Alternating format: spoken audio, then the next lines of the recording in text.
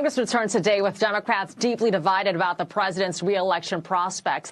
To give you a sense of the anxiety gripping the House, Axios reports one lawmaker got blunt, saying this: the blank is going to hit the fan on Monday when Congress returns. A House Democrat told the outlet people are scared about their own races, but they're also worried about the country and about democracy. 5 House Democrats have publicly called for the president to step aside. Some senior House Dems are privately voicing their concerns, too, airing their apprehension during a virtual meeting with House Minority Leader Hakeem Jeffries on Sunday.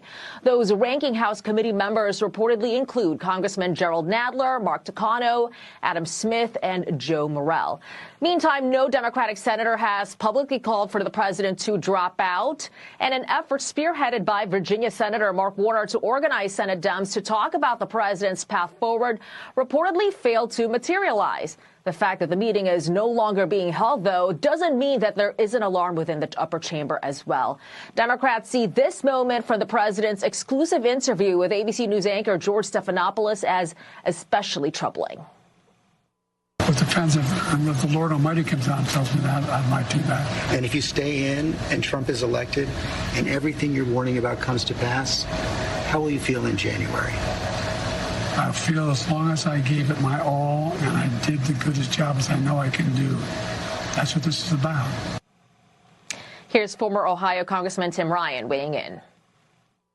I think it's incredible how presidents get so insulated and sometimes from reality. And I think we saw that with the president the other night. Like, you can't deny it. It's going to drag everybody else down. And I think that's a major, major concern for Leader Jeffries, who's a phenomenal leader. But I think his members, donors, activists around the country are very, very concerned. The president's schedule is chock full of official and campaign events in the next 2 weeks. The next big item on his agenda is the NATO summit, which kicks off in D.C. tomorrow. He'll hold a highly anticipated solo news conference on Thursday. He'll also deliver speeches in Las Vegas next week as counter-programming to the Republican National Convention.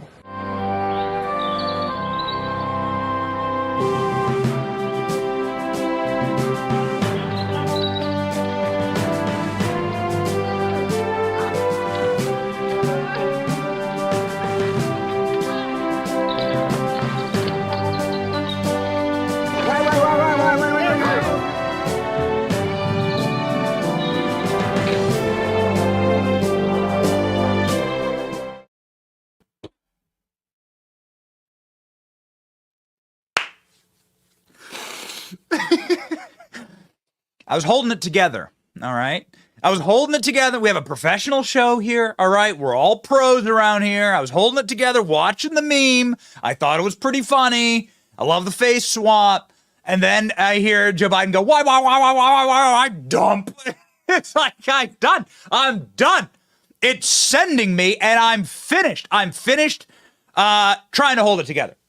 We're going to have a blast. Ladies and gentlemen, welcome to 120 days before the November election. Today marks 120 days before November 5. Today is Monday, July 8th, 2024. Bombshell report reveals that Joe Biden is meeting with Parkinson's specialists inside of the White House, whilst videos show his hands shaking. Joe Biden continues to face multiple calls from Democrats to drop out, but Joe Biden just did something remarkable on national TV seconds ago. Joe Biden called in to Morning Joe, and we'll play you the whole thing. Let's all laugh together. Let's all smile together. There have been many moments on this program that you can do nothing but cry, but ladies and gentlemen, the salt must flow. This time from the Democrats in Panic in Washington, D.C., and we are here for it. My name is Benny Johnson, and this is The Benny Show. So we keep up the energy on this program. Long weekends, right? Like, I had just amazing time with my family this weekend. My daughter's birthday we celebrated. Tons of time with the kids, 4th of July parades, everything like that. I hope you had an amazing time with your family as well. How do you get cranked up and ready to go on Monday morning? Blackout coffee. That is what is in our mug day and night. Ladies and gentlemen, the blackout coffee fills our cup, But unfortunately, our cup is empty right now. We need to go get some more. I've already slammed 2 of these this morning in preparation for this program, and we were howling in the studio watching a Joe Biden interview, and man, it's just going to get worse. It's just going to get worse. So buckle up, buttercups. It's going to be awesome. Make sure that you are caffeinated and ready to have the capacity, the energy, the stamina, the timber to fight the Marxists and communists that wants to destroy this country and every country on earth. Make sure that you are drinking Blackout Coffee, an amazing American company that is 100% family-owned, made right here in America. They do not compromise on taste or quality, and it pumps through our veins every single morning. Straight black, blackoutcoffee.com/Benny. Use the coupon code Benny for 20% off your first order. Blackoutcoffee.com. Be awake, not woke. Okay, baby. Who wasn't awake this morning? Joe Biden. Now, we're going to get to the full interview. Now, this just aired. ALX's aired minutes ago, okay? So this aired minutes ago. We didn't know this was going to happen. I don't think anybody knew this was going to happen. Joe Biden never does phoners, okay? Joe Biden never picks up the phone and like you never really see that with Joe Biden. But lo and behold, Joe Biden, who's obsessed with Morning Joe, called in to Morning Joe. And this, ladies and gentlemen, is nothing short of art. It's beauty. It's the greatest comedy show we've ever seen. Turn off SNL. They might as well just shut down SNL at this point. Based on what Joe Biden is doing, the hilarity, the tears, the salt, it will all be flowing. Let's just bring you up to date, however, if you were logged out and with your family, as I hope that you were over the weekends, just like I was.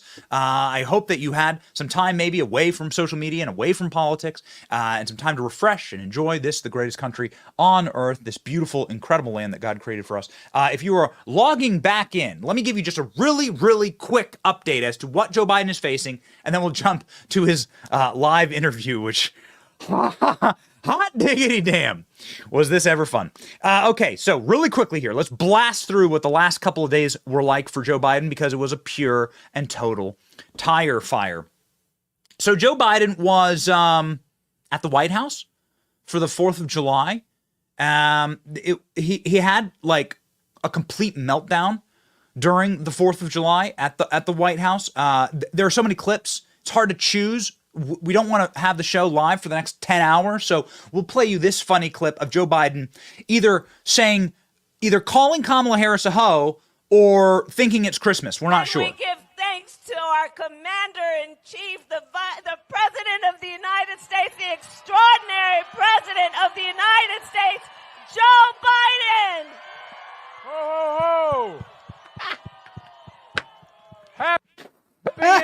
Happy Christmas? Independence Day. Oh, okay, got it. Good job, Joe. Maybe, Kamala Harris almost calls Joe Biden the vice president, right?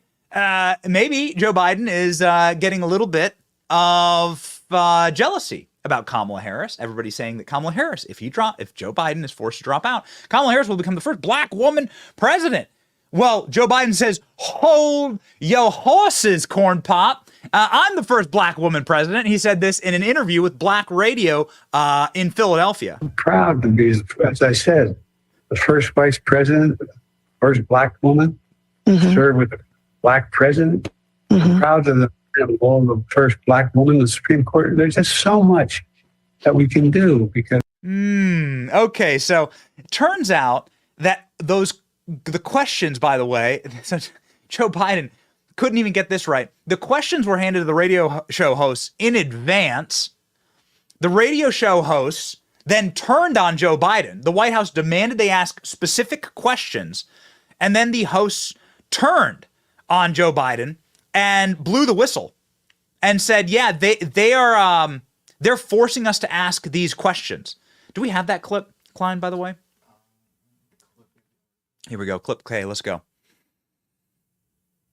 Were those questions given to you by the White House, or the campaign, or did you have to submit questions ahead of this interview? The questions were sent to me for approval. I approved of them. Okay, so the White House sent the questions to you ahead of the interview? Yes. Okay. I got several questions, 8 of them, and the 4 that were chosen were the ones that I approved. Okay. And the reason I ask is not a criticism of either of you. It's just that if the White House is trying now to prove the vim, vigor, acuity of the president, I don't know how they do that by sending questions first before the interview so that the president knows what's coming. Let me play here a bit of your interview. This is, and you've probably seen it's gotten a lot of attention, this is when he was asked about his accomplishments as president. Let's play it. I'm proud to be, as I said, the first vice president, first black woman, served with a black president.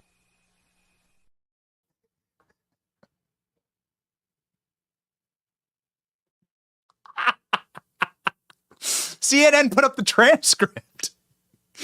Okay, so here's the article. These black rate. So the Biden White House trots out Joe Biden right after Independence Day, after he says ho ho ho to Kamala Harris on Independence Day, and has a bunch of other brain-breaking moments. Joe Biden claimed that he went into battle with American soldiers, stolen valor on Independence Day. Joe Biden went into some massive rambling rant where he had to be yanked off stage from staff. Joe Biden exited the stage wrong again. We'll get to that in just a second. So Joe Biden's Independence Day was a nightmare. He had to be trolled into changing his Twitter profile background, by the way, from Pride Month to Independence Day. There's too much news to cover. It's just incredible. So we're just really quickly trying to give you an update. Very, very bad long weekend for Joe Biden. Biden campaign provided list of questions to radio hosts for interviews. The Biden campaign said you're only allowed to ask these questions. Do you understand how it works? Yeah. And because those hosts leaked that information, they were fired. Radio show host fired for leaking the fact that Joe Biden campaign demanded they ask a specific set of questions and being a mouthpiece, effectively, for the DNC and the Biden campaign. Oh, baby. Oh, Joe. So just a quick summary. Joe Biden calls himself the first black woman president.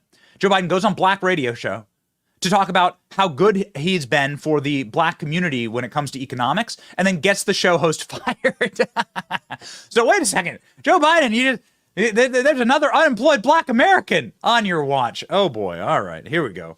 I'm sure that host is now wearing a MAGA hat and going to our upcoming Trump rallies, which, baby, lots of news on that too. Donald Trump will be announcing his vice president this week. We are confident and we are confident, and Trump has all but confirmed that. So it's going to be, an exciting week, lock and load. So here we go. Joe Biden, why does Joe Biden have to send the questions in advance? It's too good. Here's what Joe Biden has to say about his own health on a private call with Democrat governors. This is why the White House has to send the questions in advance, even to radio shows that nobody listens to. According to the New York Times, in a private call with Democrat governors, Joe Biden was asked by one governor who's a physician. He happens to be the governor of Hawaii. And this physician said, are you really good, from a mental health perspective, from a health perspective? Are you able to do this job? Right? And Joe Biden says, and I quote, his health is fine. It's just my brain.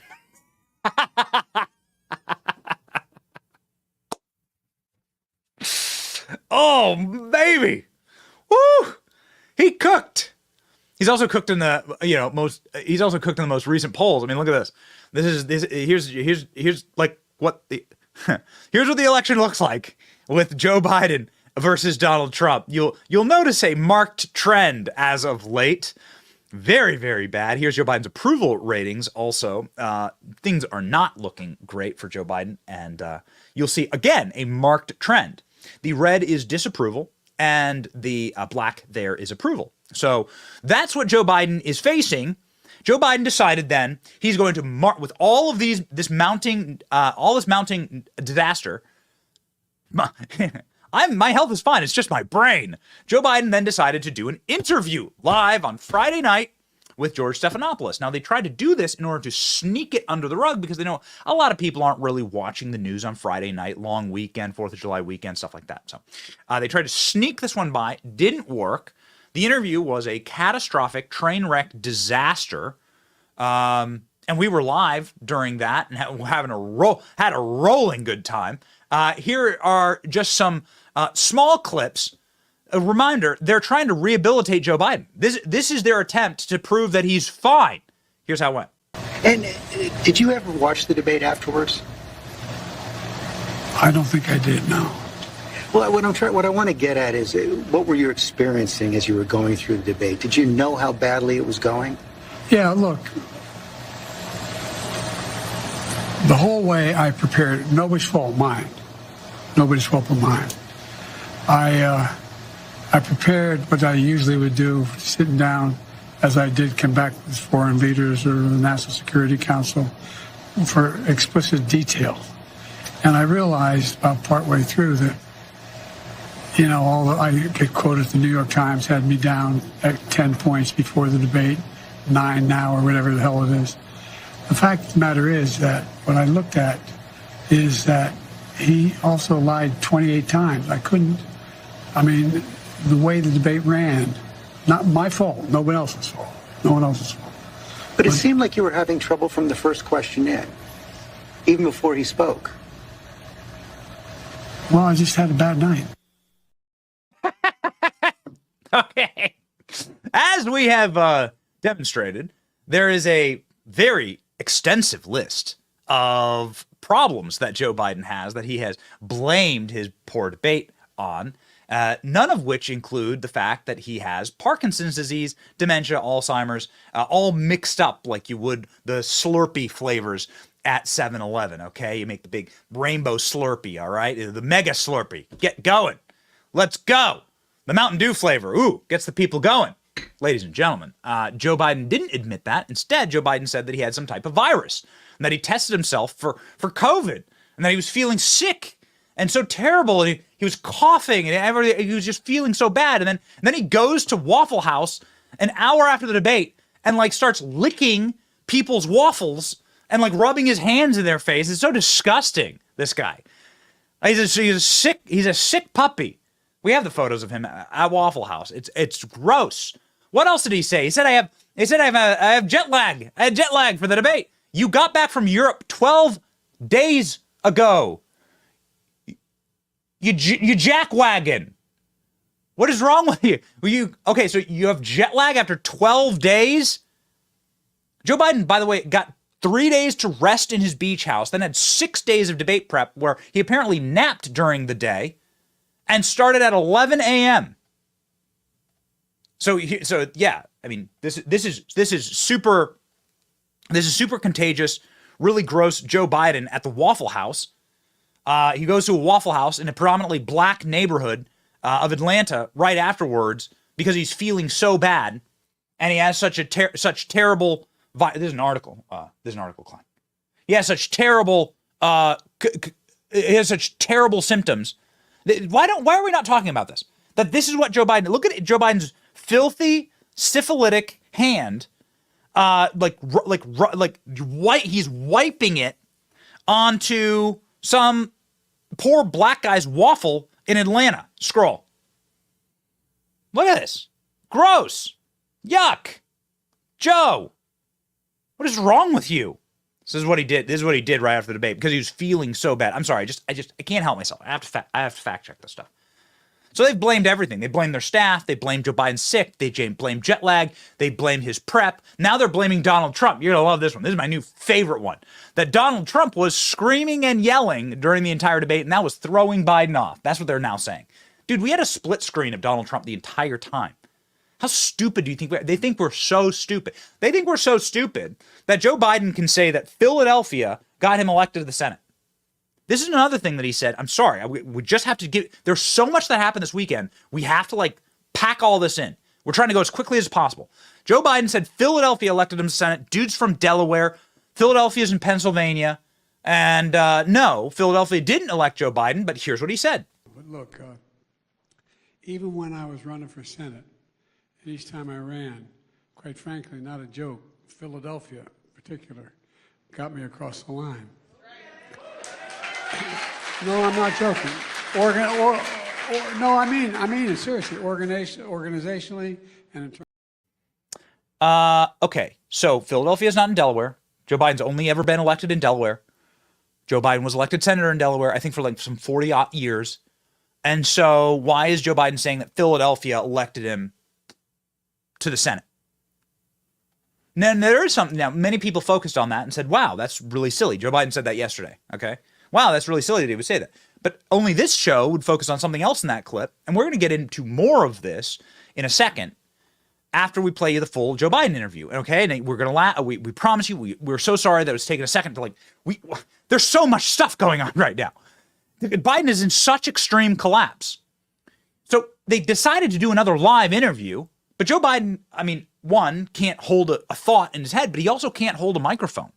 The eagle-eyed producers at this program, and we thank you for tuning in. This is why we are the only people to catch this. We will show you this clip, but we zoomed in on the microphone. Get a load of this. Here's Joe Biden giving that clip, doing that talk, and for lack of a better prop, I'll hold my little gavel here. Here's Joe Biden. Do you see it shaking? You can see, it's visible, the shake, the tremor in his hand. Now, I had a family member who had Parkinson's disease. His hands were always shaking due to the medication he was on and their attempts to mitigate the Parkinson's. Dude, I've seen Parkinson's up close. Joe Biden's incapable of holding the mic stable. What does this show you? It's really, really evident here. Look. You can see it as clear as day. Joe Biden's microphone is shaking like crazy, shaking like a leaf. So what's going on with Joe? Well, baby, if you're going to try and make the case that you're good and that you still have a functional brainstem and your brain is not complete and total Jell-O pudding, then the best thing you could possibly do is call into a shockingly popular morning show called Morning Joe. You could call in, and there's nothing against the call-in, although the call-in does allow you to have notes in front of you, right, and stuff. And so Joe Biden actually just did that. Okay, so that's this is the prologue. Now let's get to the news. Joe Biden just did that seconds ago on Morning Joe. This is insane.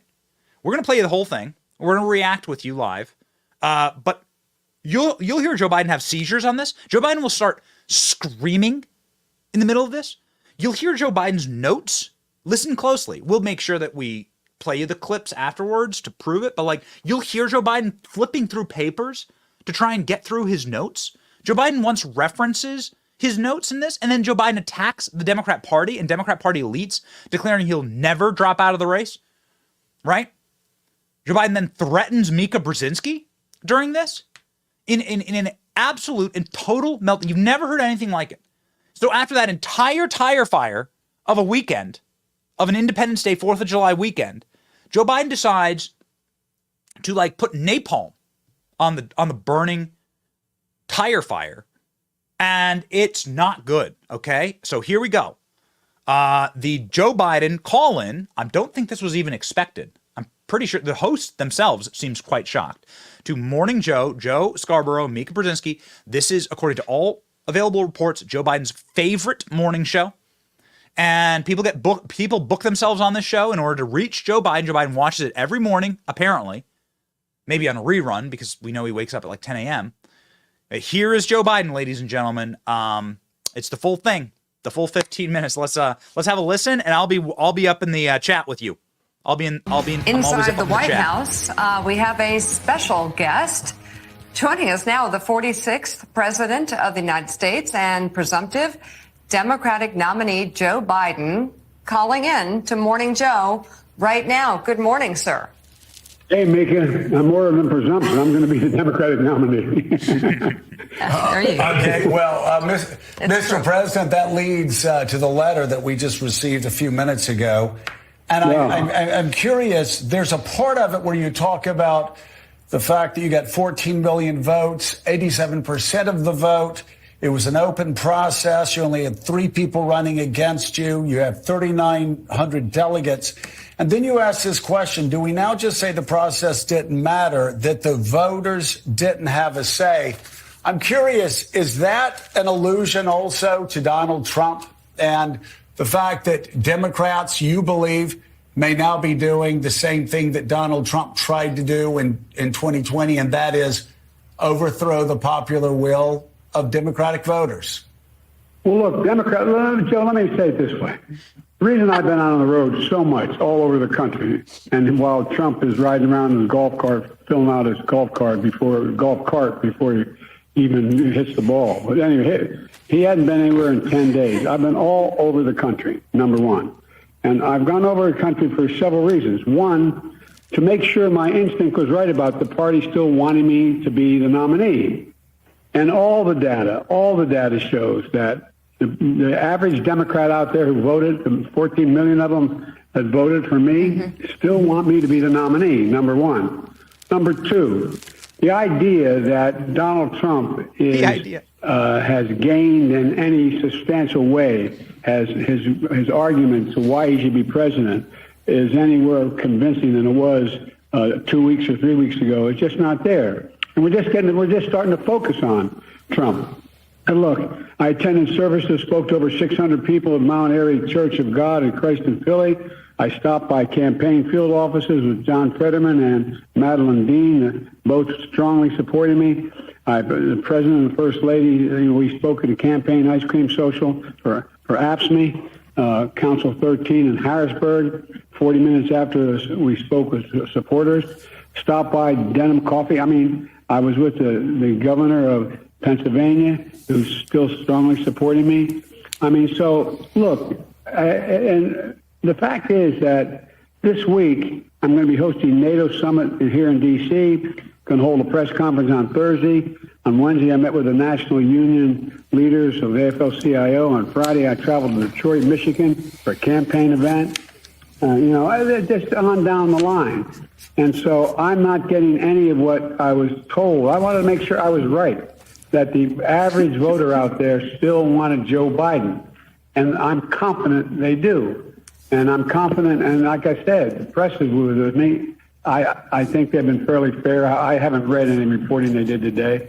But the fact is that, I think they have to acknowledge we had large crowds, enthusiastic crowds. And, and now they're talking about whether I use a prompter. Well, I did it all extemporaneously.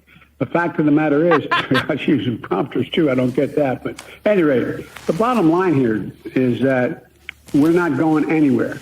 I am not going anywhere. I wouldn't be running if I didn't absolutely believe that I am the best candidate to beat Donald Trump in 2024. We had a Democratic nominating process where the voters spoke clearly. I won 14 million of those votes, et cetera. So I not only believe that from the beginning, but I wanted to reassert it and demonstrate that it's true. And I'm going to be doing that all through this week and from here on. So we noted yesterday that it was quite a contrast, the people that were supporting you yesterday compared to, say, a lot of the Washington insiders and Hollywood moguls, and go down the list of very powerful people that want you out compared to the support that you had in Pennsylvania yesterday.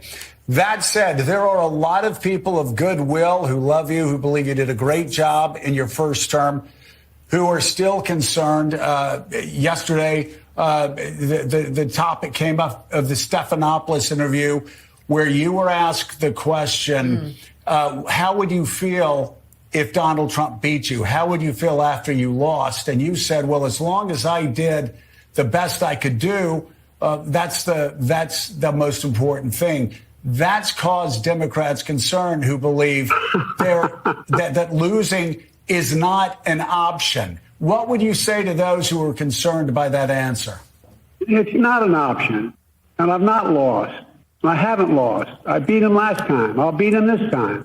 And this is a guy who, look, we talk about debates. Look at his performance with debates. He lied over, Trump has 50 lies. Look, this is a guy who says 10% of the universe. I want to get into it. He's just a liar. And he hasn't done a damn thing since the debate. He's been riding around in a golf cart for 10 days. He's down in Mar-a-Lago talking with his wealthy friends. I'm not running because of these guys, Joe. I'm running because, and you know me well enough to know this from the very beginning, I ran because I never bought on to the trickle-down economic theory. I never bought into the notion that we have to walk away from the rest of the world and cave to Putin or anybody else. I've never believed any of that. And I'm confident that's where the American people are. So what I did was I went out and I wanted to make sure that there wasn't any slippage at all. And with the average voter, I don't care what the millionaires think. And by the way, 97% of all the people who contribute to us people make it under 200, contribute under $200. We've got the largest contingent ever in history. I'm not positive of that, but I think that's true. And so I want their support, but that's not the reason I'm running. I'm not running about what they think and what they care about. And by the way, you don't see a whole hell of a lot of them flocking to Trump. You don't see a whole lot of CEOs flocking to Trump. You don't see you see the major economists out there talking about what I have been able to do. I don't hear anybody talking about his economic plan likely to bring America around and keep America first. And by the way, here's Trump talking about all that he's done and you know, Trump and his debate night. He's a pathological liar. He lied about Roe. He refused to accept the outcome of the election. He refused to condemn January 6th. And he says, they claim, he spoke with Putin before he invaded. What the hell are we doing, Joe? What are we doing? This is bizarre. Yeah. It's a good question. I have a few questions, Mr. President, and I know you know where I stand. And yet I have a few questions. First, it's very simple. How can you assure the American people that you won't have another night like the one you did in Atlanta? Look at my career. I've not had many of those nights. It was a terrible night, and I really regret it happened. But the fact of the matter is, how can you assure you're going to be on you know, faith that can intervene on your way to go to, you know, work tomorrow? Age wasn't, you know, the idea I'm too old. Created over 15 million jobs, 21 million insured for the ACA, beat Big Pharma, relieved student debts for 5 million people, first black woman in the court. So I think I had a significant run, and that's how I'd measure me. Measure me what I've done. And by the way, in terms of my neurological capacity, I had a physical, a neurological physical as well in February. It's released. I released all my records, all of them. And I have a neurological test every single day. Try sitting behind this desk and making these decisions. You know it. Both of you know it. They know it. I'm not bad at what I do. And now, it doesn't mean I never make a mistake. I do. But I'm making those decisions. Mr. President, if anybody in my family had a night like that, like if my Joe had a night like that, or my kids or anybody, I'd probably want to do some sort of workup and medical workup and make sure he's okay. Have you been tested for any age-related illnesses, pre-Parkinson's, or anything like that that might explain sort of having a night like that where you couldn't finish sentences? Look, I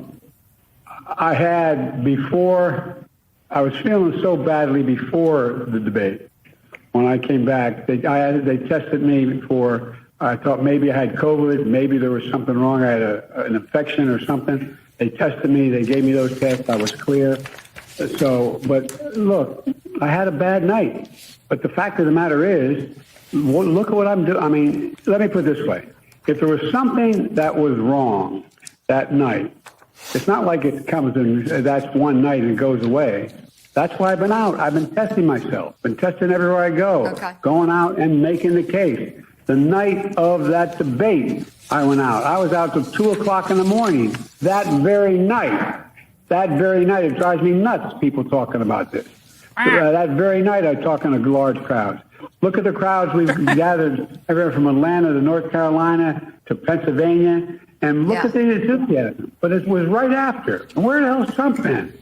What has Trump said or done except deny and lie about what he's for?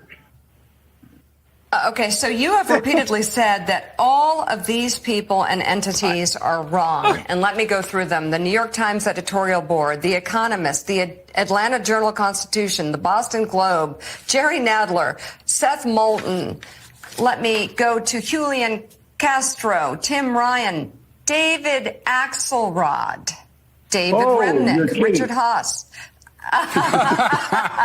Yeah, I know which one you're responding to there. Zeke Emanuel. But they're saying that you should step aside. So what is your plan of attack moving forward? These are pretty big names. Is to go out and keep doing their big names, but I don't care what those big names think. They were wrong in 2020. They're wrong in 2022 about the red wave. They're wrong in 2024. And come out with me. Watch people react. You make a judgment. You make a judgment. Mm-hmm. And by the way, I'm going to have all these foreign leaders here. I've been in contact with the new British Prime Minister. Anyway, look, the country, the rest of the world is looking. Our allies are looking for U.S. leadership. Who else do you think could step in here and do this? I expanded NATO. I solidified NATO. Ask your brother about it in Poland. I made sure that we're in a position where we have a coalition of people, of the nations around the world to deal with China, with Russia, with everything that's going on in the world. We're making real progress. The Biden plan, which got in Israel for the Gaza Strip, is something that was adopted by the UN Security Council. Whether it comes to fruition, it's awful close. We'll see. G7's okay. But look, I'm not going to explain any more about what I should or shouldn't do. I am running. Mm-hmm. And if you want to stop me, I wanted to ask you, it's so interesting. You talked about how, you were supposed to lose in 2020. You won. There's supposed to be a huge wave in 2022. There wasn't. In 2023, Republicans were supposed to win. They didn't. You could say the same thing about France. Le Pen was supposed to win in 2 years ago. She ended up getting crushed. Her party, her far-right nationalist extreme party, was supposed to win yesterday. They ended up getting crushed. I'm curious, what message do you take from the French elections and the British elections? Because we keep hearing about the rise of far-right nationalist extremism in Europe. But I've got to say, it looks like this past week has been the worst week for far-right nationalists between Britain and France. I'm wondering what you say about that and what message you take to NATO allies this week. Look, Joe, let's get something clear about 20 and 24. Not only were they wrong, I said they were wrong beforehand. I said we were going to win and how we're going to win. I didn't pretend about it. It wasn't like, oh, my God, I was surprised. I was not surprised. I predicted it. I knew what we were doing, number one. Number two, you may remember, I was one of the few people out there publicly saying before the 2022 election, there will be no red wave. There will be no red wave. Because I've been all over the country. I didn't believe it at all. And then in 2023, the key elections, I went into those races. Not every one of them, but a lot of them. And I said we were going to win. Look, we won those. So, Joe, it wasn't just that it didn't happen. I was predicting beforehand it would not happen. Because I've got a pretty good political instinct and eye. And here's the deal. It's not going to happen here this time around. The American public is not going to move away from me as an average voter. And again, I'm here for two reasons, pal. One, to rebuild the economy for hardworking middle-class people, give everybody a shot. Just a straight shot. Everybody gets a fair chance, number one. Number two, remember all this talk about how I don't have the black support? Come on, give me a break.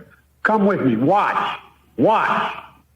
I'm getting so frustrated by the elites. Now, I'm not talking about you guys, but about the elites in the party who they know so much more. But if any of these guys don't think I should run against me, go ahead, announce for president. Challenge me at the convention. On Europe, the polls are wrong in France. They're also right. There's no right wave or tide here in America either. By the way, in case you're wondering whether there is one, have you ever seen Trump run away so fast from what he's for? You know he's going to do it anyway, but he's such a liar. This guy everybody knows what they're planning to do. And now he's saying, no. This guy is going to rip away at a woman's right to choose in a permanent way. This guy is going to make sure that he exacts revenge. This guy's going to destroy democracy. This guy's going to give a blank check to the Supreme Court. and going to use its past, the 2025 agenda. This guy's extremely dangerous. But you notice he doesn't speak up for what he really is for. He's all of a sudden realizing, oh my God, nobody's for what I'm for. But anyway, look, and again, think of the things he lied about. He talked about he gave the largest tax cut in history. Yeah, he gave the largest tax cut in history to millionaires and billionaires. He said that he's going to, those 10% universal tax proposal is not going to drive prices higher. Every major economist in the world is saying it's going to drive an average $2,500 per person. Only jobs we created for illegal immigrants and bounce back jobs and bounce back from COVID. Give me a break. That's what he said at the convention. At the debate. Everything he said. He said, he largely fixed COVID. You kidding me? And what happened? Nobody said anything. Nobody said anything except me and the folks out there in the local, race. He said, I did nothing to stop Russia's invasion of Ukraine. In fact, he said, I think I encouraged Russia from going. I think he encouraged Russia going in. I'm reading from a list of lies. First of all, he was made up quotes, suckers and losers. I was with it. He called the Americans in the cemeteries from World War I suckers and losers. And so this guy's going to have to start to answer for what he did. I'm not letting up, Joe. I am not letting up a little bit. And by the way, France registered, look, you talk about Europe. France rejected extremism. Democrats will reject it here as well. Trump, and this is a guy who is an extreme candidate. I can't think of a candidate in my lifetime that's been more extreme. He makes George Wallace look like a patriot. President Joe Biden, let's make this a thing. Thank you for calling in. We really appreciate it. And thank you for answering our questions. If you're willing to hear from me, I'm willing to talk to you. Thank you very much. We will take it on a regular basis. All right. Thank you, Mr. President. Greatly appreciate it.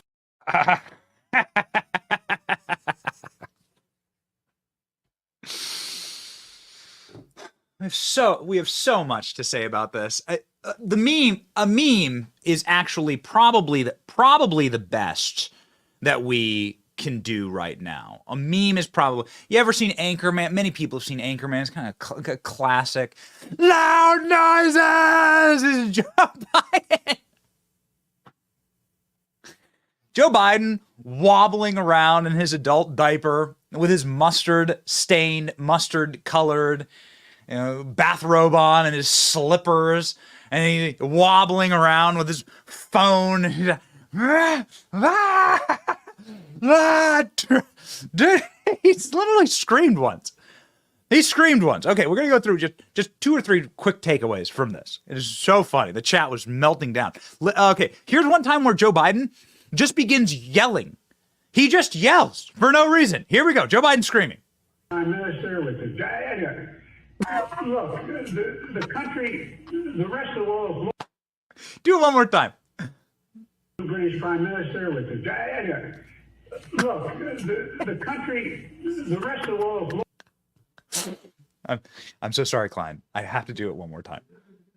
The British Prime Minister with the look, the country. What would he have looked like if he was on camera? Okay, ask yourself. What would he have looked like if he was on camera during that moment? It's Niagara! Okay. Here we go. My favorite Joe Biden is super self-confident Joe Biden, who decides to attack Donald Trump. Now, this is a remarkable turn. Joe Biden attacking Donald Trump for being too quiet. What? This is great. Here's Joe Biden. Here's Joe Biden's sharpest, most acute, like a precision bomb attack on Donald Trump. Here we go. I'm curious, is that an allusion also to Donald Trump and the fact that Democrats, you believe, may now be doing the same thing that Donald Trump tried to do in 2020, and that is overthrow the popular will of Democratic voters? Well, look, Joe, let me say it this way. The reason I've been out on the road so much all over the country, and while Trump is riding around in his golf cart, filling out his golf cart before he even hits the ball. But anyway, he hadn't been anywhere in 10 days. I've been all over the country. Donald Trump been turning out his golf cart, Trump turned the ball, turning out a golf cart balls. He's been doing it balls.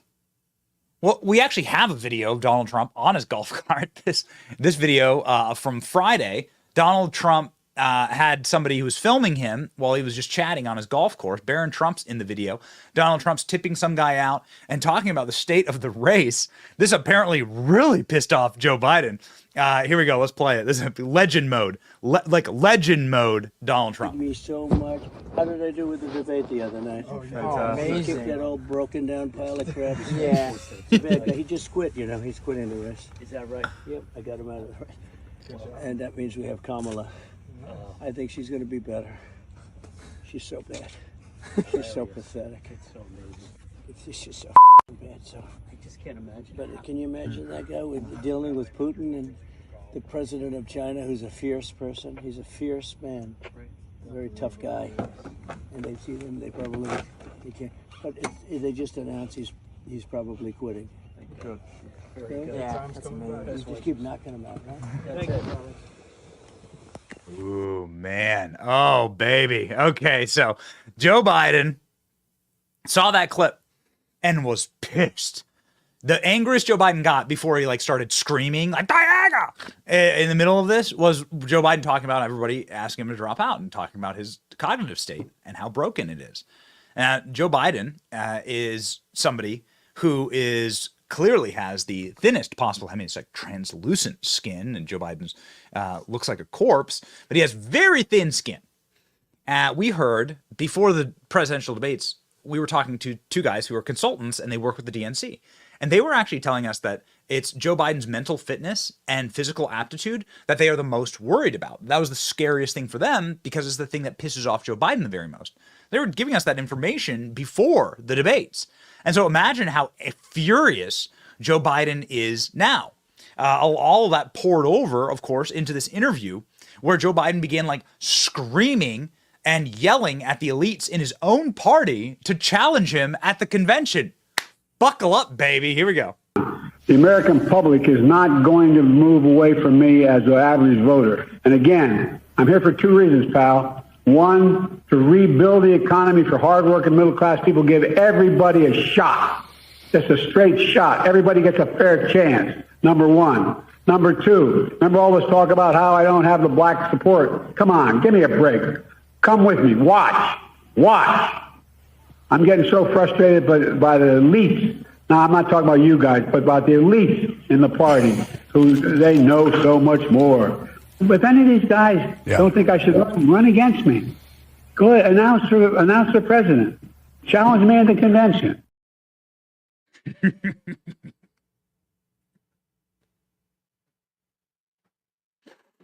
Oh, man. What year is it? The guy in the White House is screaming about how the polls are wrong, how he hates the elites in his own party, how he hates the donor class. Oh, baby. You just love it. And how the news is fake. This is an incredible moment. You got to see this. You got to see this post from this morning's playbook, I think. This is the Jack Posobiec tweet, Klein, where Joe Biden, in his interview with George Stephanopoulos, said he's going to be the goodest president. He's going to run the goodest campaign. All right. This is what Joe Biden said. Joe Biden's own flacks have now come through and screamed at the press to change the quote. Look at this. In my Saturday column, I quoted President Joe Biden's line in ABC News, George Stephanopoulos, about how he would feel if Trump was sworn in as president. I feel as long as I gave it my all and did the goodest job. Ooh, baby. I'm gonna do the goodest job I possibly can. Joe Biden's team are screaming at reporters to get them to change the quote. Okay, so they've been able to muscle ABC to change the quote. We have it on video. We literally have this on video. Joe Biden saying he's going to do the goodest job. This is the cleanup. This is like the night nurse mess up, like adult diaper operation they have going on here. So one of Joe Biden's creepy little rat-like DC flax, T.J. Ducklow, who I think this guy was fired from the White House for being like a total creep. I'm not sure, but I'm pretty sure this is the same guy. So this guy is like harassing reporters to get them to change the transcript of what Joe Biden said, even though it happened on camera. This is the place that this is the state we're in. When we say Dems in panic, when we say meltdown, this is what we mean. Here's the clip, okay, of what Biden said. Mr. President, I've never seen a president at 36% approval get reelected. Well, I don't believe that's my approval rate. That's not what our polls show. And if you stay in and Trump is elected and everything you're warning about comes to pass, how will you feel in January? I feel as long as I gave it my all and I did the goodest job as I know I can do. That's what this is about. He said it. I'm going to do the goodest job. Oh man. We're just on a roll this morning. By the way, this guy did actually get fired from the White House for threatening reporters. Look at this creepy dude. Look at this creepy masked Look at this guy. What an absolute loser. This is TJ Ducklow, who threatened reporters at the White House. He was fired. Okay, now he's back working for Biden. Isn't that incredible? White House Deputy Press Secretary resigns after threatening reporter over story. Ooh, baby. Right back working with Biden. Remember when Joe Biden said, you'll be fine? Joe Biden gave some declaration that if you're ever mean to anybody in his White House, you'll be fired. Yeah, okay. Now Hunter Biden's his #1 advisor. Got it? Okay. So Joe Biden was asked directly on Morning Joe, which, not here to compliment Morning Joe. They were generally sucking his toes during this entire interview. But he was asked if he's ever been tested for Parkinson's, which is something I want to talk about here.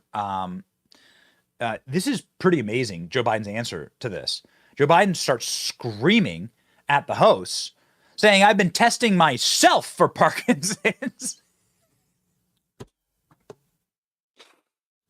Okay, guys got the nuclear codes. Let's go. Have you been tested for any age-related illnesses, pre-Parkinson's, or anything like that that might explain sort of having a night like that where you couldn't finish sentences? Look, I had before, I was feeling so badly before the debate. When I came back, they tested me for, I thought maybe I had COVID, maybe there was something wrong. I had an infection or something. They tested me. They gave me those tests. I was clear. So, but look, I had a bad night. But the fact of the matter is, look at what I'm doing. I mean, let me put it this way. If there was something that was wrong that night, it's not like it comes and that's one night and it goes away. That's why I've been out. I've been testing myself, been testing everywhere I go, going out and making the case. The night of that debate, I went out. I was out till 2 o'clock in the morning that very night. That very night. It drives me nuts, people talking about this. Ooh, man. Oh, baby. Okay. So a couple of quick things. Joe Biden says that he thought he had COVID. He thought he had a contagious virus and that he was effectively on his deathbed during the debate. Here, ladies and gentlemen, is a video of Joe Biden directly after the debate going to a Waffle House, again, in a predominantly black neighborhood in Atlanta, dapping up the customers and employees there. Look at him doing the diapers crouch in the doorway, and then like wiping his hands on guys. Oh, good. So you're horribly contagious with a virus that's about to kill you, and then this is what you do to a black voter. Got it? You'll lick his waffles as well. What a sick monster. What a sick puppy. There he is. There you go, Joe Biden. Oh, look at this. Super contagious Joe Biden. He's so concerned. He's so concerned. He'll force you to get an experimental injection, or else you have to you get fired from your job. But then he'll go do this when he's feeling extremely sick. So sick that he wishes to be tested for COVID. It's amazing. It really is incredible. Just really quickly here. We played you this clip. We'll put it up. Right here of Joe Biden's hand shaking, right, while he's giving a speech. And this is very strange. We haven't been able to see this before. Maybe the cameras were too far away, but we finally got an angle of Joe Biden's hand shaking here. We also have reports that the most renowned Parkinson's doctors have been visiting the White House not just to get a photo, but have been visiting the White House and meeting with Joe Biden's personal doctor maybe dozens of times, at least 9 times. So this report broke this weekend. Now that's a little curious. Let's go here, ladies and gentlemen, to what Parkinson's, what the early onset Parkinson's actually looks like. Parkinson's disease is a progressive disorder that affects the nervous system and parts of the body controlled by the nerve. Symptoms start slowly. The first symptom may be barely noticeable tremor in one hand. Tremors are common, but the disorder also causes stiffness and slowing of movement. In the early stages of Parkinson's, your face may show little to no expression. Remember when Joe Biden sat like this during the entire debate? Remember that? This is a ringer. Your arms may not swing when you walk. Your speech may become soft or slurred. I'm reading to you directly from, what is this? Mayo Clinic. From the Mayo Clinic. Listen to these. Parkinson's disease symptoms worsen as your condition progresses. Parkinson's disease cannot be cured. Medicines might improve your symptoms. Healthcare professionals may suggest surgery to regulate certain regions of your brain or improve your symptoms. This is insane. Your speech may become soft or slurred. You don't move your arms when you walk. Your face will show no expression. Guys, does he have Parkinson's? We've all been saying dementia. Does he have Parkinson's? Again, the Parkinson's expert has been meeting with Joe Biden's doctor at the White House. So what does that mean? I mean, I'll let you decide. Joe Biden's personal physician met with top neurologist and Parkinson's specialist at the White House nearly a dozen times. Is that what's going on here, ladies and gentlemen? This may be it. This may be it. Final thing before we bring in our spectacular guest that we're really excited about. You got to hear this from the guy who brought you Joe Biden. Okay, it's really important. The guy who brought you Joe Biden, David Axelrod, this weekend. And the reason I say that is that the architect of Joe Biden, this is the architect of Joe Biden's vice presidency, meaning this is the guy that got Barack Obama 2 election victories, and therefore reinvigorated Joe Biden's dead career. This is David Axelrod effectively doing a prognosis, doing a determination that Joe Biden's dead career is once again dead. It's just there are certain immutable facts of life, and those were painfully obvious on that debate stage. And the president just doesn't seem to he hasn't come to grips with it.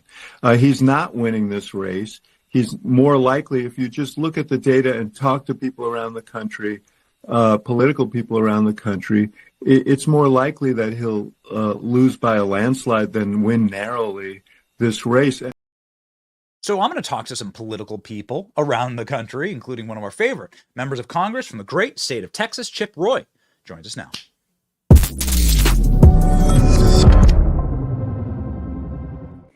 Congressman, thank you so much for being on the program. It's been a wild morning. There is quite a bit of mourning in Washington, D.C. on Capitol Hill right now from Democrats calling for Joe Biden to drop out of the race. What say you?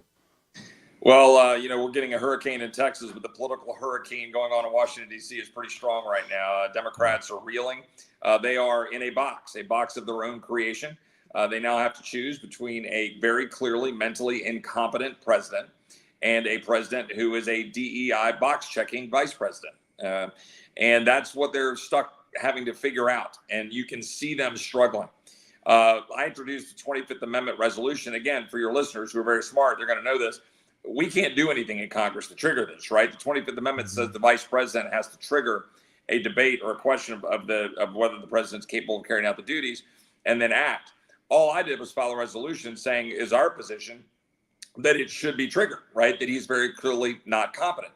And some people have raised, well, that's, politically not very smart. I said, well, look, I think President Trump will wipe the floor with either Joe Biden or Kamala Harris. But importantly, he is still the president of the United States. He still has, as you pointed out a few minutes ago, the nuclear codes. He still is the commander in chief. He still has to make decisions that affect our national security interests and well-being. And just because the Democrats are so craven politically, they want to hold on to power so much that they're willing to risk and endanger the United States rather than call out the existing president for being not mentally there, whether it's Parkinson's, whether it's dementia, both. But here's the last point I'll make. We need to know, okay, who knew and when did they know it? We know Kamala Harris knew. We know Jill Biden knew. We know that the people around him in the White House knew. But I want to know what they knew. I want to know whether the Parkinson's expert has been there and for how long. I want to know when they first saw these signs. Was it before 2020? Was it over the last 3 years? What doctors have been in there? We should subpoena all of these people and all of these doctors because the Democrats have been lying to the American people because they are liars. They've been lying about the Russian hoax. They've been lying about all of the stuff with what they're doing at the border, endangering Americans. They're lying about the mental state of the president. They lied about COVID. Frankly, I can't think of anything they haven't lied about over the last 4 years. Sir, if you look at the state of the country right now, as you just elucidated, it does look like it's a country being managed by somebody who doesn't have a functional brainstem. Would you be in favor in Congress with a new Congress? And there are many positive projections for a Republican Senate, Republicans to keep the House. Would you be in favor in the new Congress in the year 2025 of having a special committee, maybe like the January 6th committee, but on the Joe Biden mental handicap committee to see who knew what when and to really put teeth to these subpoenas? No question. I think we need to have a full airing and a probably dedicated committee, as you point out, but a very specific one that's going to do the work and produce it quickly with teeth, haul people in front of Congress to explain all of the things they have been doing. Because as I said a second ago, they have been lying. We know that. If you're remotely aware politically right now, you know that they've been lying. This thing about his mental competency has now become so explosive because that debate finally elucidated for the American people because the administration and Democrats have been hiding it from them. Most of us, we're the minority, right? We follow this stuff every day. Most people are going and taking their kids to, baseball games or soccer games. They're going to work. They're going to church. They're going to life. They don't follow this stuff every second of every day. But the truth is, those of us who've been watching, we knew he was bad. But that debate, it demonstrated he's not there. They're lying. We know it. We need hearings to expose everything that they know and they've been lying. And not just on the president's mental state, all of it. So we've been watching some pretty devastating updates from around the world as to what happens when you have unlimited illegal immigration into your nation. And the Republicans in the House, very much at your urging and with your energy placed directly behind this, SAVE Act is attempting to, better late than never, I guess, but attempting to say you should only be allowed to vote if you are an American citizen. Now, don't ask me why this didn't happen when Republicans had a Republican House, Republican President, and Republican Senate. That seemed like the obvious time to do it in 2017. But here we are. Is this going to pass? Democrats are losing their damned minds over this, which I guess tells you the whole game here. You're from the state of Texas. Clearly, this must affect you greatly, Congressman. Yeah, Benny, that's exactly right. I mean, and again, Democrats are giving up the game in their violent opposition to the SAVE Act. It's a bill that I introduced, a couple months ago with the full support of the Speaker of the House, Mike Johnson, along with my friend Mike Lee over the Senate. We now have 104 co-sponsors in the House. I think there's something like 17 or 18 co-sponsors in the Senate. I mean, you could ask the question why all Republicans aren't co-sponsoring it, but we will have a vote on it this week. I believe it will be universally supported by Republicans. It's a very straightforward bill that says that you must provide proof of citizenship, documentary proof of citizenship, to register to vote in this country. We have a few safety valves allowing people to be able, if they show up, to cast a provisional ballot, if they showed up without the appropriate forms, but they got to come back and show it. So we're trying to make sure we're not going to step on any American citizen's right to vote when they show up. But at the end of the day, we need to do this. Now, for everybody listening out there, they're wondering why wasn't this done before? Good question.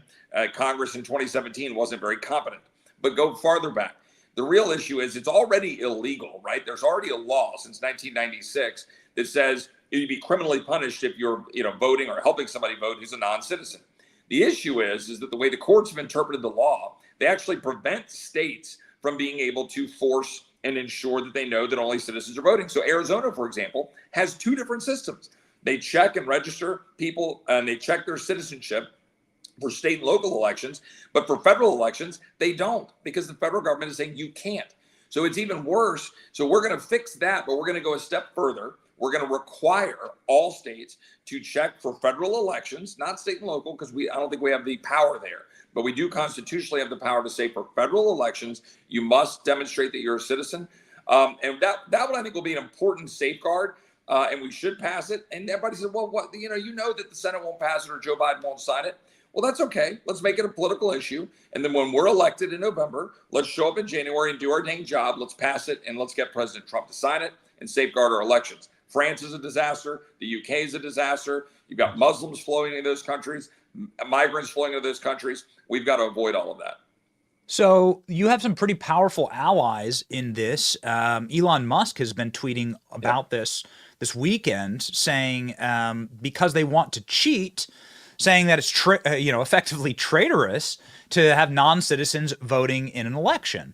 And it just boggles the mind. We looked through this Arizona lawsuit from the DOJ. Yep. And the DOJ sued Arizona, saying that if you ask people if they're citizens to vote in a federal election, and I'm glad you brought that up, this is in a DOJ filing, and the DOJ won, by the way, that violates their civil rights, which is untenable if people actually began to learn about how corrupt that system is and how you can have all of the safeguards you want if you let 30, 40, who knows how many million people who aren't American citizens vote in your election. You don't have I don't know what that's called. It's definitely not a democracy. Yeah, what you're seeing right now is the confluence of a number of different forces that are finally coming to a moment where we better act now or we're going to lose it. Historically, there was enough common sense in this country that as liberal or as crazy as some people were, people generally agreed, yeah, we should make sure that only citizens vote. A lot of fraud, a lot of people that would abuse that system, a lot of people here illegally that people would try to register to vote. And so over time, you've seen now jurisdictions like DC, we had to vote on that a couple of months ago, San Francisco, Oakland, New York, other jurisdictions that are actually now affirmatively trying to register people to vote who are here either illegally or certainly are non-citizens, getting them to register to vote in state and local elections. But they wink, wink, and they go, oh, no, but trust us. We know it's already illegal federally to register people for federal elections. Well, that's all garbage, right? Virginia had to clean off their rolls last year, found 1,500 people. We've seen numerous reports where there have been impacts on elections. Al Franken notoriously won a very narrow election, and there were very clearly people who voted who were non-citizens in that election that may well have turned that election for Al Franken. It matters. So we put this forward, and then to combat what you're just talking about, where you've got these ridiculous rulings by the court as well as laws that aren't clear, we should speak with a very clear voice. This bill does that. So hopefully we'll pass it out of the House at least this week. Something that's always made my skin crawl and left me a little on edge given this current news cycle is the very low IQ, very glassy-eyed, mouth-breathing insistence by Joe Biden that he will win, right? Yeah. In spite of all the data, in spite of everything, I will win. Almost as though they have something already wired, and based on that kind of creepy confidence, like that strange confidence, very like Katie Hobbs versus Carrie Lake confidence in Arizona, where it's like we already have the system wired. While we're live right now, the White House has just come out and said and come out against your bill. This just happened. Executive Office of the President, Statement of Administration Policy against the SAVE Act. Chip Roy, you are listed right at the very top here. Administration strongly opposes the SAVE Act. It's already illegal for non-citizens to vote in federal elections. Federal crimes punishable by prison and fines. Now, the alleged justification for this bill is easily disproven falsehoods. Additionally, making false claims of citizenship is unlawful. So this looks like something written directly by Merrick Garland's civil rights division at the DOJ. The president has been clear he'll continue to fight to protect Americans' sacred right to vote in free, fair elections by opposing your act to make sure that only Americans vote in elections. What say you, Congressman? Well, I'm honored. I'm honored to be in the crosshairs of the White House, a White House which is very clearly in opposition to the well-being of most Americans, right, as evidenced by their open borders and the death of Laken Riley and a bunch of Texans. This administration is not interested in safeguarding the American people's right to vote. They're not interested in safeguarding anything about, our safety and well-being. This is about political power. Nothing more, nothing less. That's what it's about for them. Your point here about his sort of glassy-eyed confidence, like they're all gleeful about what's going on in Wisconsin right now, about the restoration of these drop box, voting procedures. And these are all things they want to be able to stay in place, to be able to sort of game the system, to try to cram ballots, to try to make sure they can steal the election, if you will. And that's what we're up against. We're up against people wanting to use this in order to try to win elections. They're going to oppose this bill. We knew that. Okay, that's why I started by explaining when I said provide proof of documentary proof of citizenship. I made clear that we do allow safety valves for ensuring there'll be no undue burden, to use the Supreme Court's parlance, on a citizen's right to vote. It was purposeful. We structured it that way. We worked with smart lawyers about how to set it up. There's no burden that's going to be placed on an actual citizen's ability to go cast a ballot. That's the truth. We're just going to make sure that we try to prevent those who are non-citizens from voting. But of course, they oppose it. They don't want any break in their current efforts to try to register people using Medicaid and all these welfare systems, which they're currently using to try to register people to vote who are non-citizens. Yeah, it's wild. It says it's extraordinarily rare for a non-citizen to vote in a federal election. So they admit that it happens in their own statement. Right. They say non-citizens vote in our elections. So, like I want to let you have the last word here, Congressman. And I know then you got to hop. But isn't one illegal vote too much in any election? Yeah, I mean, look, I share that, right? Because once you have one, you're having two, you're having five, you're having 1,000. And look, when elections can be impacted in a state election for Senate or local congressional election. Right, we had we had several elections recently in primaries that were decided by 300, 400, 500 votes. Okay. We had Al Franken's, which was very narrow. You had in the presidential election in 2020, Georgia was what? 15,000, 10,000. Yep. You had, Pennsylvania was small, got a little bigger. Arizona was small, got a little bigger. All of those things matter. All those votes matter. And so when we're talking about the future of the country, no, it's not by the way, it's just wrong. Right? Look at the actual text of the amendments to the Constitution, where it talks about safeguarding the rights of citizens to vote. The Constitution is replete with contemplating that it is only citizens who will be voting, and that's what we should be looking at in terms of protecting our rights. If you ever want to do a nerdy study, just look at the fall of the Roman Empire, and you'll see that the erosion of what it means to be a citizen and what it means to be part of the society is how that empire, the most powerful empire in the world, fell. And Benny, that's the most important point, and we should have a continued dialogue about that, about what's happening and trying to destroy the culture, the soul of this country, and what it means to be an American. Democrats are trying to kill that. Those of us who want to push back and take this country back, it's because we know what it means to be an American, and we want to make sure that is clear. And that is the most important debate we need to be having. Yes, I love your tactics here. It's great. So rarely do we get actual wartime tactics from members of Congress. But yeah, make them oppose this. Yep. Let them go to the American people and say we oppose citizenship for voting, right? Amen. Like proof of citizenship. Let them do it. Good. Yep. Well, good on you, Congressman. Everybody go follow and support Chip Roy. He's one of the best, an absolute flamethrower, barn burner, like a Texas tornado ripping through Congress. Doesn't make a lot of friends, but we're a friend of you, Congressman. Godspeed. Call your member of Congress and make sure they support the SAVE Act. Amen. Thanks, Benny. God bless you. God bless you.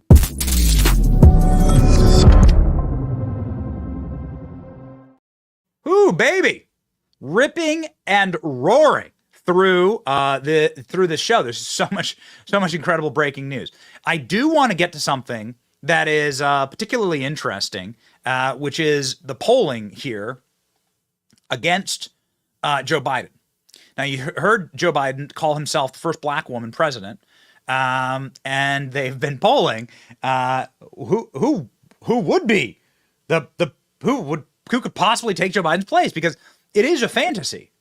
I want to begin by just saying this. We've looked into this. I've talked to a bunch of lawyers over the past couple of days. I've talked to a bunch of election attorneys. Guys, this idea that the notion that they can just swap out Biden and that's easy, no. This is why the largest line item for any expense for any campaign is lawyers. It takes a phalanx of lawyers. I mean, you're talking thousands of lawyers to get on the ballot in all 50 states and American territories. It is so laborious to file with the FEC to run for president. The amount of time, effort, muscle, and build that it takes for Trump, Biden, it's the same. Like, it's really hard, actually, to run for president, to get on the ballot, to get all the gears moving, to get the mechanisms. And then there are limitations with timelines for ballot access. We're running up against those limitations like right now. For big states, there's like 11 states in America where by the end of July, there's no more names allowed on the ballot. So then what happens? Most of those states have Republican legislatures. You're going to get the Republican legislatures are really going to change the law to let Kamala Harris, let Kamala Harris on the ballot, let Michelle Obama on the ballot. No, man. I'm telling you, this is everyone's saying swap out Joe Biden. They're so dumb. They're like, Democrats are like the great white shark. You see the nature documentary? I don't mean to compare them to like a noble beast, but like when the shark like smells blood and the blood is power, its eyes roll back in its head and it's irrational. It goes nuts. It goes insane. Democrats are going insane right now. Their minds are breaking. They're physically breaking. They're losing their minds over the idea that they won't be able to sink their teeth into the bloody power that they want right now. And so they're talking about swapping candidates. We've done the research, man. We've spoken with the experts. This is not going to be easy. If they try and pull this, it will be incredibly hard. And they're going to push us up against a major constitutional crisis if they try and swap out the candidate. Save one person, which is Kamala Harris. So because Kamala Harris's name is on all of the filings, because it's Biden-Harris, then it would be the money that's been donated to Biden can be fungible, right, to Kamala.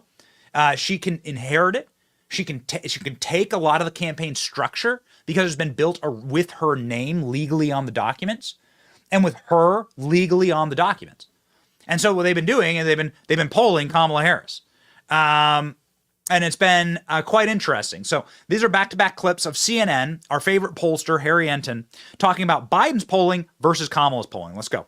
I call him like I see him. And yeah, the polls right now have Joe Biden down. I do, right? The polls right now have Joe Biden down, but this is the worst position Joe Biden has ever been in. Right now, post-debate, what do we see? We see that Donald Trump is ahead of Joe Biden by 3 points. That's better. Donald Trump's doing better than he was doing pre-debate in 2024 when he was up just a point. But compare that to where we were 4 years ago at this point. Joe Biden was ahead by 9 percentage points nationally. And in fact, if you go throughout that entire 2020 campaign, every single day in a matchup between Joe Biden and Donald Trump, Joe Biden led at every single moment by at least 3 percentage points. So this idea that Joe Biden's trying to float out there, that the polls have always had him down, they've always underestimated him. The fact is the polls in 2020, at least when it came to the general election, actually overestimated him, Pam. Well, that's not great for Joe Biden because it's just another lie, but we've lost count. Here's Joe Biden versus Kamala Harris, who's actually polling better now. And by the way, they're doing this on purpose. Here we go. Let's talk about Kamala Harris, who has been rumored as the obvious replacement for Biden. Of course, she is the vice president. In your view, according to the data you're looking at, would she do better at this stage? And would the party be enthused to unite around her? She couldn't do any worse, I'll tell you that much. If you take a look at the average of polls, in fact, she does slightly better than Joe Biden against Donald Trump. While Joe Biden is trailing Donald Trump by 3 points nationally, and an average of polls, Kamala Harris is only trailing Donald Trump by a single point. And the reason for that is, remember, we have the left part of this country, Democratic. We have the right part of this country, Republican. But elections tend to be one in the middle among independents. And look at this difference. among independents when you match up Joe Biden against Donald Trump and Kamala Harris against Donald Trump. Donald Trump leads among independents when he's against Biden by 4 points. Look at that matchup, though, against Kamala Harris. In fact, Kamala Harris is up 5 points. That is the big reason why Harris is doing better in the overall numbers against Donald Trump. We predicted it. Well, sometimes we don't like the news we have to report to you, but we will tell you the honest truth. We will tell you what we know. And weeks ago, I think going on a month ago, before any of this, before any debate, we were called crackpots and cuckoo for Cocoa Puffs. We told you that Kamala Harris would be swapped for Joe Biden. Before anybody, we told you Kamala Harris, they're going to go for it. They're going to dump Biden. It'll be Kamala. And now you're actually seeing it play. We have the clip to prove it. Don't need to play it now. But if you regularly tune into this show, you were wiser than most. You were way ahead of the curve by months. We told you about this plan. And now look at these leaks out of the White House. Scoop, Biden's event staffers guide him behind the scenes. This is the Axios article that shows a secret memo that is supposed to only go to the president. So what does that mean? That means the White House is leaking on Joe Biden. That shows Joe Biden how to get on and off stages. They actually take photos of the stages to give to Joe Biden. This is remarkable. Look at these. These are... How do these leak? Ask yourself that. So one, Joe Biden clearly doesn't know how to walk or get on or off a stage. You'd only show this to somebody who's truly suffering mentally, who can't remember things like this. And then two, who's leaking this stuff? Joe Biden's own staff are now leaking on him. Ooh, baby. Oh, man. Walk to podium. One template, a copy of which was obtained by Axios after a leak from the White House, is a short and simple with a large picture of the event space, says view from podium, view of audience. In a 5-page document, 2 pages were separate pictures of walk to podium. The staffer who helped with the fundraiser told Axios, it surprised me that a seasoned political pro like the president would need detailed verbal and visual instructions for how to enter and exit a room. Oh, the collapse is just incredible. Just incredible. Expect a bunch of like Hollywood people to start seething and screaming then at the Sun. Nobody puts it on more than these degenerate oafs like Rob Reiner. It's time, Rob Reiner. It's time to stop walking around. A convicted fellow we lose our democracy. It's my breath. Joe Biden has effectively served his years, Your Honor. It's time for Joe to step aside. Okay. Here comes Stephen King. Stephen King. Joe Biden has been a fine president, but it's time for him and his intense threats to America is clearly loved to announce he will not run for re-election. Oh, boy. Stephen King is voting for Trump, says Elon Musk. Oh, man. It's too much good news to get to. I love days like this. Too much good news to get to. Yeah, that's exactly right. It's the Rob Reiner from South Park. Yes. Yeah, this is exactly that. If you know, you know. It's the Rob Reiner from South Park. Yeah. Okay. Gotta stop smoking or something. Yeah, right. It was bad for you. Oh, baby. Okay. So what happens next? What happens next is Donald Trump announces his VP. Donald Trump continues his winning streak. His campaign told us something. His campaign told us, we were chatting with a very high up advisor, and they said, we said, everyone's saying you're very quiet right now. And that's true. Joe Biden, Donald Trump has been silent as the grave, no interviews, no big rallies or events, right? Like very quiet, Don't give the media another shiny object to chase after, right? Like a cat with a laser pointer. Don't do it. They can't help themselves. They love Trump so much. They can't help themselves. Don't do it, the advisor told us. And then quoted Sun Tzu's Art of War, which was also paraphrased by Napoleon, which is never interrupt your enemy when they're making a mistake. And that's the cue here. But we will be interrupted. Tomorrow, we encourage you to tune in, ladies and gentlemen, because we think that Donald Trump's going to announce his vice presidential pick tomorrow. It's just a hunch. It's just a hunch. But Donald Trump has been saying that he will pick his vice president in like the coming hours or days. He's been alluding to this. Donald Trump said he's already picked his vice president, right? and that announcement will come before the GOP convention. Well, we'll be at the GOP convention starting like on Friday. So what does that mean? Well, also Donald Trump is announcing events with his vice president. I don't know if we have, yeah, here we go. Donald Trump hints at VP announcement. If we can scroll through this, there are multiple events that Donald Trump is now promoting that include the vice presidential nominee for president. I want to show you the actual copy of the event. Please scroll down, Klein. There we go. Freedom First event with the nominee for vice president and Donald Trump. Look at that. That's an invitation. There are other invitations, ladies and gentlemen, that include the vice presidential nominee. They start next week, okay? So they start next week, early next week, starts events with Donald Trump and his VP. It's happening this week, maybe tomorrow night. Donald Trump will be doing a speech at Doral tomorrow night. I don't know, when is it? ALX, 7 o'clock? Donald Trump will be speaking at Doral in Florida, 7 p.m. And he has another event this week. I don't know if we can put up his schedule, but this will show you. I mean, you have to assume that Donald Trump, I mean, the guy built The Apprentice, right? Like, he knows how to build up the momentum. He's been silent as the grave for the last couple of days. And then he comes in with a massive event, right, in Florida. What does it mean? Well, we know as a matter of fact that Marco Rubio will be at the event in Doral. Now, don't come for me, okay? Don't come for me in the comment section. I read the comments. I got the comments right here. Comments are rolling on multiple devices all throughout the... I see the chat. Don't come for me. Every time I mention Marco Rubio, everyone's like... I'm telling you this because it's what we're being told from the campaign. The campaign's telling us that Marco Rubio is a finalist in the VP stakes. And we have, obviously, and they've given us, part of the reason why they think that. Right? There are a lot of reasons, but just off the top of what we've been told, there are 70 million Latinos in America, people of Latin background. A lot of them speak Spanish, either a dual language or speak Spanish natively. Marco Rubio is fluent in Spanish.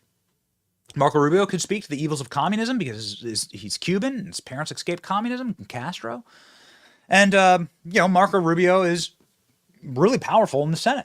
It sits on a ton of really powerful committees, has a lot of friends with deep pockets. Marco Rubio's been on this show, but I don't know him.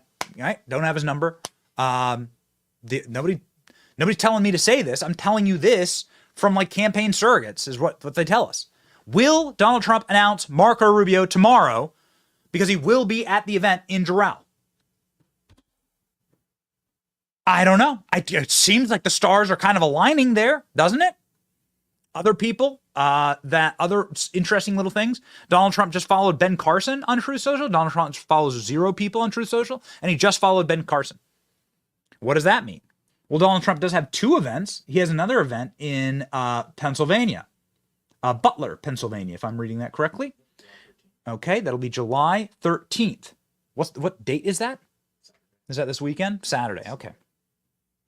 We're going to be live for these Trump events. Tune into this channel. 1 like on this video equals 1 FJB. Ladies and gentlemen, as Tim Pool says, 1 like equals 1 FJB. So make sure you like the video. Make sure you tune in and make sure you subscribe. We're going to be live for this. We're going to be rip-roaring. We've got a lot of buddies and a lot of friends. They'll join us live. We'll have color commentary through all of this. And if Donald Trump announces his vice president at one of these events, we're going to be there. Okay, we're gonna be live, and we're gonna have shows stacked for you. So we got it all built. We'll obviously be at the Republican convention as well. So we'll be bringing you live shows from the Republican convention. Ton of special guests. It's gonna be awesome. Is it gonna be JD Vance? A lot of people saying JD Vance. Here's the pin poll.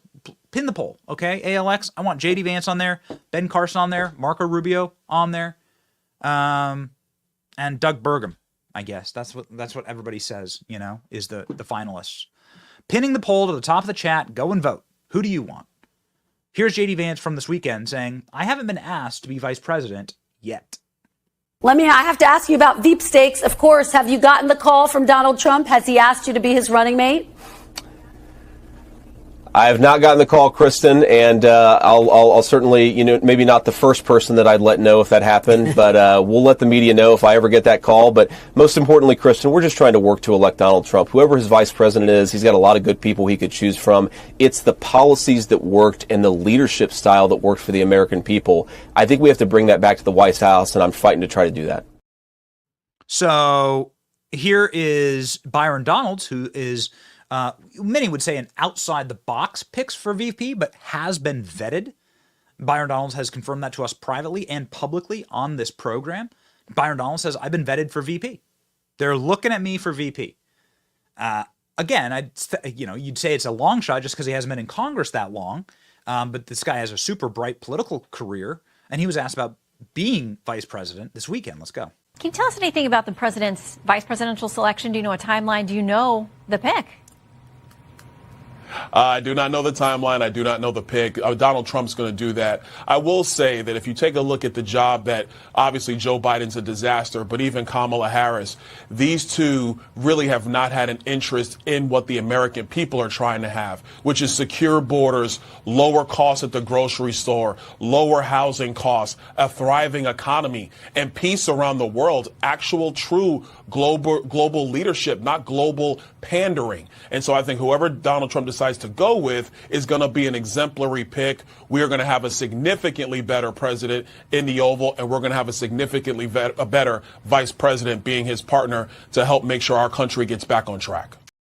Ladies and gentlemen, just published seconds ago, the Daily Mail with their reader poll as to who they want as vice president. I'm not sure. The Daily Mail is a British outlet, so who knows how many people voted from merry old England in this poll. We have a poll up right now. It has already 1,000 votes. So cast your vote for who you want to be vice president in the chat. Now, this is what the Daily Mail found. Tell me if you agree. There's a name I haven't heard in a long time that is top of this poll. Let's scroll down, please. The top of the poll is Tim Scott leading by a point with Marco Rubio and Ben Carson tied. That's what this poll says. Elise Stefanik, Byron Donalds. You just heard Byron Donalds on TV this weekend. A name that is absent here is Vivek Ramaswamy. We have covered this in breaking news. Vivek was asked directly if he's going to be Trump's VP, and he said that Trump hasn't asked me to be vice president. But J.D. Vance just said that. So does that mean Vivek's out of the running? I don't think so. It's just his name has been mentioned a lot, but Donald Trump loves building up anticipation and making like a surprise pick, blowing it out. Is Donald Trump going to do that here? Do you agree with these results? According to recent reporting from inside of the campaign, Tim Scott has sort of fallen out of favor to be VP, and you've seen Tim Scott be noticeably absent on the campaign trail. Somebody who isn't polling well there is Doug Burgum. Again, I have nothing personal against Doug Burgum. I've never met him. If you watch the show, you realize you'll know that I don't want Doug Burgum to be the VP. Trump Burgum isn't it for me. Guy seems nice, make a great chief of staff, be great in charge of personnel or whatever, right? But doesn't really have the zip, I think. And I think that like maybe Kamala Harris would be able to like get one over on him. I am desperate for a Kamala Harris Vivek Ramaswamy debate. Okay, I don't know. I'd wear a Joe Biden shirt, to the bar. I'd wear a Joe Biden shirt to a biker bar. If you could give me a Tucker Carlson Kamala Harris debate. Many people saying Tucker Carlson might have been the VP selection. Donald Trump obviously musing with that. But as we get down to the brass tacks, sadly, Tucker's name not on the list. So here it is. What do you think? We'll tell you the results of the poll at the end of the show. I'm seeing a lot of votes rolling in. So what do you think, ladies and gentlemen? What do you like? Who do you like? We're going to get it. We're going to get it. It's happening this week. It has to. It has to. Because Donald Trump has events next week that feature his vice president according to the invitations. So you must have a vice president this week. I mean, the math just works, right? Okay. All right. We'll see. Okay, ladies and gentlemen, we have an amazing Monday Gun Day for you here. You're gonna love this one. Monday Gun Day brought to you by our friends at Spikes Tactical.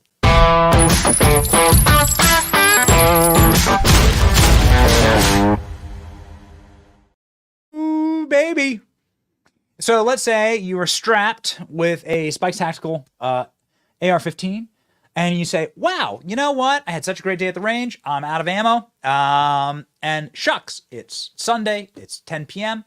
And I don't, all the stores are closed. Well, luckily for you, if you live in Alabama and Oklahoma, such an awesome story. If you live in Alabama and Oklahoma, America, all right? America. That's where you live. You live in America because there are now ammunition vending machines in these states. Oh, yeah. Grocery stores in Alabama and Oklahoma. Grocery stores.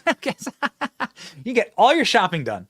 At grocery stores in Alabama and Oklahoma now have American rounds vending machines, which allow customers to buy ammunition for their firearms while getting cartfuls of groceries. So you get like a bunch of tomahawk steaks, all right? You get some beer.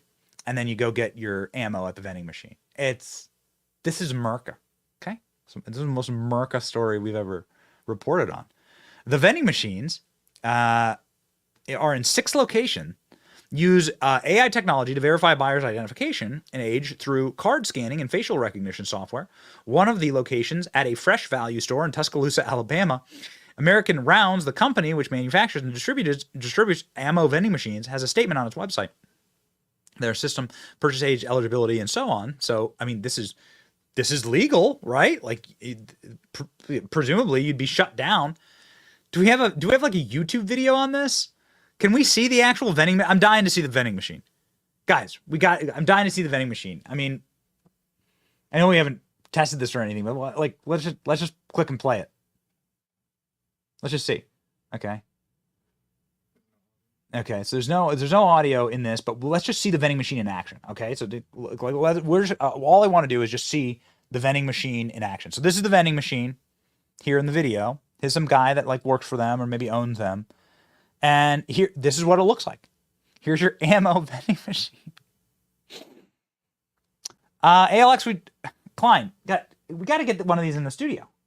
We just got to get one in the studio. This needs to be. We have a lot of visitors that come by and like, we have people come and do studio tours all the time. We just need one. This needs to be one of the things that greet people when they come here. You can go get and no charge, right? This will be your souvenir for visiting the program. Look at this shopper. Shopper's like, yeah. It's so good, man. This is so good. And then they're loading in the ammo, I guess. They go load up the ammo. All right, okay. Now we've seen it in action. You got any close-ups? Okay, there you go. Here's the close-up. So then the machine, you order your ammo, and then it drops down like a candy bar. You just love this country, man. You just gotta love it. Okay. Ooh, baby. So awesome. Ladies and gentlemen, do a lot of work with our friends at Spikes Tactical. They, of course, sponsor our beautiful wall over here in the studio. Make sure, ladies and gentlemen, that you stay strapped. We have wild times coming ahead. We want you to be safe and sound, and we also want to practice, ultimately, our rights. If we do not practice them, like free speech or like the Second Amendment, then we will lose them. So be a practicer of the Second Amendment, and good news all around. Firearm sales have never been higher in the country. So go with my friends at Spikes Tactical. They're freaking awesome. Make sure that you are enjoying your wonderful liberties here in America. And if you have a ammo vending machine next to you or near you, go visit one and send me a video. We'll play it on the show. Sad they don't have them in Florida yet. This is Monday Gun Day, brought to you by Spikes Tactical.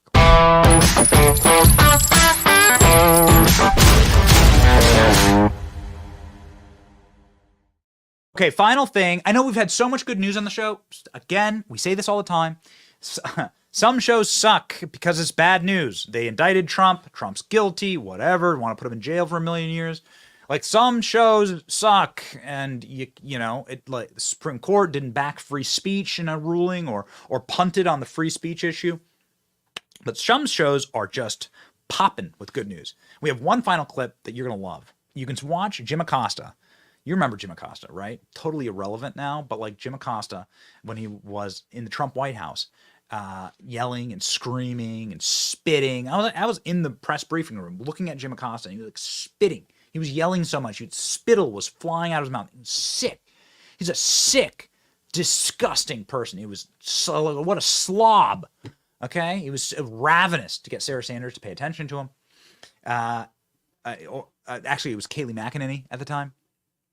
So, ladies and gentlemen, Jim Acosta was live on CNN seconds ago, and that favorite pollster of ours named Harry Enton, he was delivering some absolute brutal truth to Jim Acosta about Donald Trump's chances of winning the election and the historic moment we're all living through.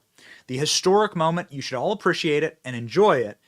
Watch Jim Acosta's soul leave his body live on CNN. I will end on this point, Jim.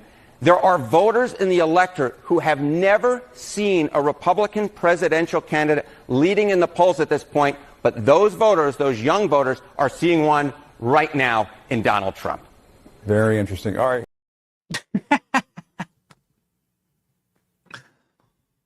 Very interesting. Is Jim going to go back to the White House? Okay. Just strap on his big boy pants when Trump comes back. Who would be Trump's press secretary? Can I volunteer for the job live? Let's do it right now, baby. Let's do the verse of the day right now, because we need to tap the good news with more good news and more good news and more good news. Verse of the day from the Good News and the Good Book, Romans 7:6. But now, by dying to what once bound us, we have been released from the law, so that we can serve in a new way the Spirit, not the old way of the written code. There's so much old that is dying and decaying right now. It is a wonderful thing to see, the rebirth. This always happens. It's the way of the universe, the energy of the universe. It's incredible to see these systems in collapse, decline, and panic. And what you need in these times, because they are tumultuous, is faith in God. You must save your faith in the one thing that actually doesn't decline and won't decay, because it all goes away. It all goes away. Trump, the Republican Party, poof, you know, like it all goes away, right? Don't put your faith in man, any man. Put no faith in man, but all your faith in our Lord and Savior, Jesus Christ. But all your faith in the immovable truth of the Scriptures, and that will set you free. You will be able to walk. You'll be able to roll with it. You'll have bend in your joints. You'll have flexibility. All the things that you need to get through the day. Ladies and gentlemen, that's why we do our verse of the day. We have some poll results. This poll hasn't been up for super long, but we have a strong showing for J.D. Vance in our poll right now. So J.D. Vance pulling in 40%, but Ben Carson coming up, baby. Ben Carson, 33%. They love Ben Carson. We love Ben Carson around here. Friend of the show. Just an awesome dude. How many votes here? We got a couple thousand votes. Keep the poll running. And let's put up polls. Let's put up polls earlier in the show. We'll find something to put up a poll earlier in the show and make sure that there's always a good poll there to vote on. And we'll bring you the results of the poll at the end of the show. Always perpetually improving, always online, always prepared to deliver salt for you and to you. Always ready to make sure that the salty deliciousness that will be pouring into our streets out of Washington, D.C., and throughout the country, actually, as libs scream and whine and have meltdowns. Boy, we will be covering it all. We're going to have a wild week, so please stay tuned. And we're going to be at the RNC convention next week. If you're there, stop by and say hi. And ladies and gentlemen, we will win. We will win. We will win. This is what I tell everyone all weekend. Everybody asked me about the election all weekend. We went to a bunch of different things as a family. I said, we're going to win. We're going to win. This is like the confidence. You need to stand upright. Stand upright. Okay? Walk with confidence. Okay? Head right there. Shoulders in line. And make sure that you march forward with me, your boy Benny on to victory. See ya. Benny Show, where the truth gon' be. Faith and freedom on your TV screen. Stand up strong, battle through the night. The Benny Show's here, bringing liberty to light. From the speeches to debates, Benny sharp like a blade. Cutting through the lies, watch the truth cascade. With the warrior's heart, this man never fades. You know it's prime time when Benny invades. From saving the nation to stories untold, the Benny Show's a storm, see the truth unfold. Stay in the loop, let freedom take hold. Salting all the libs, soul never sold. It's the Benny Show, where the truth gon' be. Faith and freedom on your TV screen. Stand up strong, battle through the night. The Benny Show's here, bringing liberty to light. Liberty to light. Bringing liberty to light. Liberty to light. Bringing liberty to light. From the speeches to debates, Benny sharp like a blade. Cutting through the lies, watch the truth cascade. With the warrior's heart, this man never fades. You know it's prime time when Benny invades. From saving the nation to stories untold, the Benny Show's a storm, see the truth unfold. Stay in the loop, let freedom take hold. Salting all the libs, soul never sold. It's the Benny Show, where the truth gon' be. Faith and freedom on your TV screen. Stand up strong, battle through the night. The Benny Show's here, bringing liberty to light. Bringing liberty to light.